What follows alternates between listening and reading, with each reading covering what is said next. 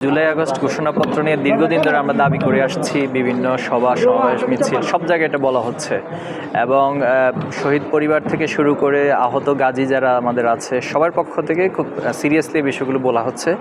তো আমাদের খুব আশা ছিল যে সরকার এই জুলাই ঘোষণাপত্রে খুব সমৃদ্ধ একটি ঘোষণাপত্র হবে, কিন্তু কিছুটা আশাহত হয়েছি এবং আমাদের কাছে মনে হয়েছে যে পূর্ণভাবে এটি আকাঙ্ক্ষার প্রতিফলন ঘটায়নি।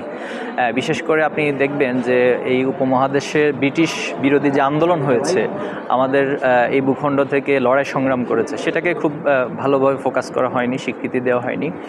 এরপর 9 দফা, যেটা বলা চলে যে এই আন্দোলনের সবচেয়ে বড় টার্নিং একটা গুরুত্বপূর্ণ ভূমিকা পালন করেছিল, এবং 9 দফা থেকে কিন্তু পরবর্তীতে 1 দফা এবং হাসিনার পতন হয়েছে।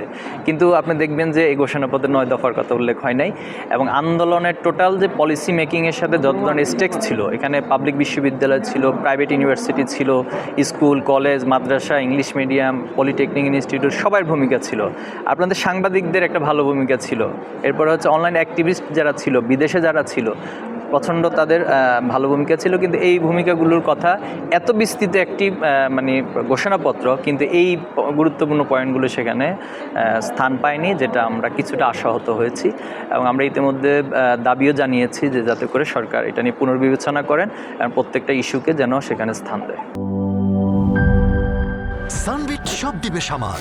সানবিট ম্যাজিক প্রেস ডিশওয়াশিং এর মাথা ঘোরানো সলিউশন।